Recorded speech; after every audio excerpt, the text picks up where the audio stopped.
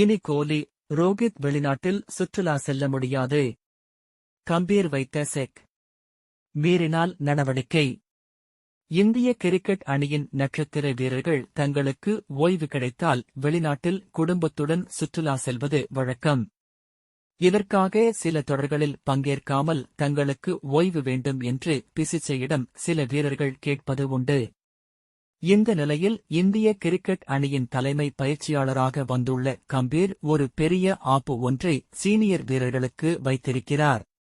அதன்படி இலங்கைக்கு எதிரான ஒரு நாள் தொடரில் தாங்கள் விளையாடப் போவதில்லை என விராட் கோலி, ரோஹித் சர்மா, ஹர்திக் பாண்டியா, பும்ரா போன்ற வீரர்கள் அறிவித்திருக்கிறார்கள்.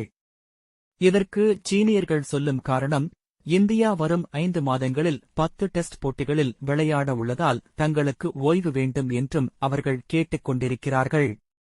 இந்த சூழலில் கம்பீர் இந்த பாயிண்டையே அவர்களுக்கு எதிராக திருப்பிவிட்டார். தற்போது பிசிசிஐயால் நடத்தப்படும் துலீப் கோப்பை என்ற உள்நாட்டு டெஸ்ட் கிரிக்கெட் போட்டிகளில் சீனியர் வீரர்கள் விளையாட வேண்டும் என்று கம்பீர் பிசிசிஐக்கு கூறியிருக்கிறார். ஏற்கனவே பிசிசிஐயால் ஒப்பந்தம் செய்யப்பட்டு இருக்கும் வீரர்கள் ரஞ்சி போட்டிகளில் விளையாடுவதில்லை என்று குற்றச்சாட்டு எழுந்தது. இதனை அடுத்து ரஞ்சி போட்டிகளில் பங்கேற்காத ஸ்ரேயாஸ், இசான் கிஷன் ஆகியோர் பிசிசிஐ ஒப்பந்த பட்டியலில் இருந்து அதிரடியாக நீக்கப்பட்டிருக்கிறார்கள்.